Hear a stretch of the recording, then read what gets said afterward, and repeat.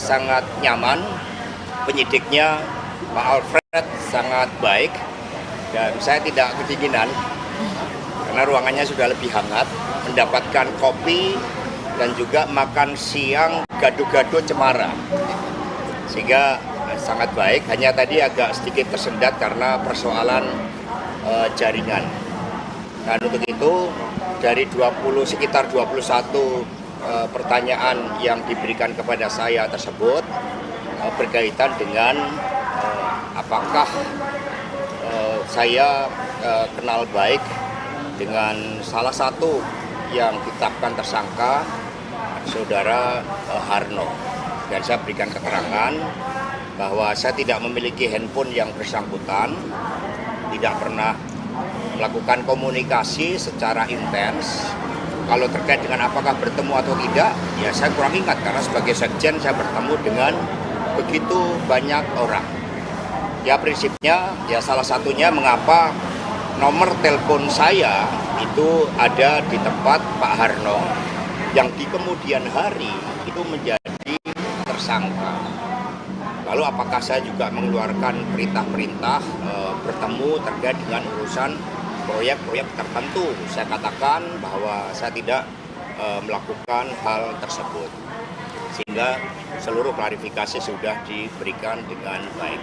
Dan juga tidak ada terkait dengan urusan dana yang disampaikan ke partai. Harno itu Harno Trimadi kan Pak? Harno itu Harno Trimadi. Harno Trimadi. Oh iya betul. Ada beberapa sesuai dengan di surat perintah ini. Saya tidak kenal dengan saudara Dion, saya juga tidak kenal terkait dengan saudara Reza, saudara Harno Trimadi, itu seperti ini. Hanya karena memang pernah ada proses komunikasi yang dilakukan oleh Pak Adi Darmo yang kemudian mengirimkan nomor telepon saya. Ya, tetapi apakah di situ terjadi pertemuan atau tidak? Ya dalam seluruh memori yang saya miliki tidak pernah melakukan pertemuan. Tetapi saya juga minta tolong KPK. Ya sekiranya ini saya juga tolong diingatkan karena saya bertemu dengan begitu banyak orang. Dan adanya nomor saya, handphone saya di tempat Pak Harno bukan berarti kemudian kami melakukan tindak korupsi. Jadi pesan moralnya hati-hati mengirim nomor telepon.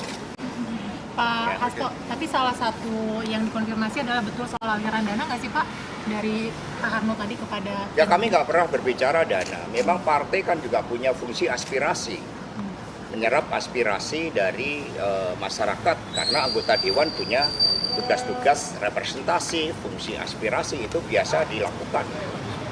Ya. Mas Hasto, tadi itu berarti di penyidiknya ada dugaan bahwa salah satu pertemuan ya terkait dengan Pak Harno, terus juga tadi ditanyain soal Pak Dion Renato itu ya, Mas Hasto, itu ada terkait dengan aliran dana yang ada di kasus DJKA ini Mas ya? Oh tidak ada, kalau hal tersebut tidak ada, lebih kepada komunikasi. Pada dalam komunikasi tersebut, Bapak Harno mau diatur pertemuan dengan saya dan kemudian nomor handphone saya dikirim. Seperti itu. Tapi nggak pernah bertemu ya Pak? Tidak. Soal Pak Budi Karya Sumadi atau Pak Erick Thohir nggak ditanyain Mas? Oh tidak, ya karena memang Pak Adi Darmo saat itu selaku Kepala Sekretariat Tim Pemenangan memang sering kami tugaskan untuk bertemu dengan para menteri yang memang bergotong royong di dalam Pilpres. Pertemuan itu selaku tim ketua kampanye itu Pak Erick Thohir seharusnya tahu ya Mas ya berarti? Itu kan beberapa menteri kita masukkan di dalam tim pemenangan Pak Jokowi ke Haji Maruf Amin. Jadi kami ini biasa, beberapa yang masuk ya kami lakukan koordinasi. Disitulah asal muasal Pak Adi Darmo kenal baik dengan Pak Budi Karya. Lalu juga ditanyakan apakah saya pernah bertemu dengan Pak Budi Karya, ya pernah bertemu, beliau sebagai menteri. Kami berapa kali mengundang di acara partai untuk program desa wisata misalnya. Karena dalam desa wisata itu ada fungsi-fungsi terkait dengan perhubungan. Jadi fungsi dalam rangka tugas dan membangun negara. Upaya-upaya untuk di daerah khusus ibu kota membuat calon tunggal itu nanti tidak dimungkinkan lagi. Dan kami mengucapkan terima kasih, suara rakyat didengarkan dan PD Perjuangan akan semakin menyatu dengan rakyat dan akan bisa ya mengajukan calon sendiri di Jakarta. Artinya calon yang akan mengajukan Anies atau Mas Anies? Ya kan calon sendiri bisa mengajukan. Ya nanti kita lihat aspirasi rakyat. Ini kan suatu keputusan yang memberikan angin segar. Sehingga kami langsung berdialog untuk melihat bagaimana harapan-harapan rakyat tersebut. Mas Hasto soal penetapan Tanggal 27 sampai tanggal 29. Ada yang didaftarkan tanggal 27, ada yang didaftarkan tanggal 29. Berarti kader dari PDIP. Peluang Mas Anies dengan Pak Hendar gimana Pak? Ya namanya peluang kan setiap orang pemimpin yang mendapatkan apresiasi dari rakyat punya ruang untuk dicalonkan dan itulah yang akan dicermati oleh PDI Perjuangan. tapi Berarti PDIP akan mengusulkan nama Pak Anies Baswedan untuk cagup Jakarta, Mas Hasto. Tunggu tanggal mainnya. Mas Anies tadi lewat akun media sosial juga sudah mengutip kata-kata Bung ya, Karno. Bung Karno dipertimbangkan nggak Mas Hasto Aniesnya? Ya, Bung Karno kan proklamator bangsa, bapak bangsa. Apalagi di dalam pidato Ibu Mega sebagai inspektur upacara menegaskan Bung Karno ini dalam perspektif geopolitik itu peran kepemimpinannya membebaskan bangsa-bangsa Asia Afrika terutama bangsa-bangsa Islam dan kemudian Bung Karno mendapat gelar pendekar dan pahlawan bangsa Islam sehingga inilah yang kemudian Pak Anies memberikan apresiasi dan kami terima karena Bung Karno adalah bawa bangsa kita semua. Mas Hasto, ini kan yang mengajukan Partai Gelora sama Partai Buruh itu dari DPP PDIP, apakah menyampaikan terima kasih ke kedua partai itu?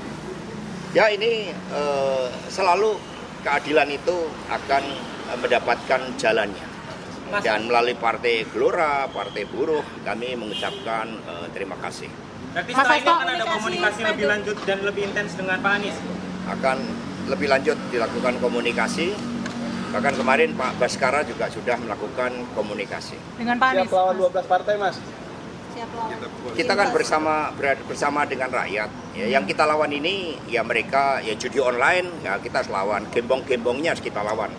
Kami dukung KPK agar bisa menangkap gembong judi online, gembong tambang ilegal, gembong untuk narkoba, gembong untuk kejahatan perbankan. Itu yang kami dukung sepenuhnya agar KPK fokus juga pada kasus-kasus besar yang merugikan bangsa dan negara. Mas Hasto soal PDIP akan mengumumkan calon yang akan diusung kapan? Ya nanti kita umumkan ya. Mas Hasto soal calon independen Darmakun itu kan KPUD mengambil langkah justru mengurangi jumlah KTP-nya bukan mengusut tindak pidananya. PDIP seperti apa tanggapannya Mas? Jadi berpolitik itu atas dasar etika dan moral. Satu saja KTP ada yang dimanipulasi, itu udah pelanggaran etika berat. Jadi jangan sampai kita biarkan negeri ini, kata Pak Haidar Nasir, Ketua Umum Muhammadiyah, jangan sampai negeri ini kehilangan jiwa dan raga terpisah. Lalu etika dan moral ditinggalkan, maka seruan-seruan kebenaran ini harus kita buka ruang. Termasuk dalam pilkada, termasuk agar pilkada tidak menjadi objek dalam mobilisasi kekuasaan untuk calon-calon tertentu. Karena kami mendapat laporan berpolitik itu taat pada aturan main, dengarkan suara rakyat yang telah memilih di dalam pemilu legislatif. Oke. Kemarin tadi kan bilang ada Ahmad Basara ketemu Pak Anies. Saya kan nggak bicara ketemu Pak Anies. Pak Ahmad Basara sudah bertemu melakukan komunikasi politik. Ya cukup ya. Pemeriksaan tadi di dalam. Nggak udah nunggu lama. Oke, terima kasih pemeriksaan tadi. Ya, Thank you ya. Terima kasih.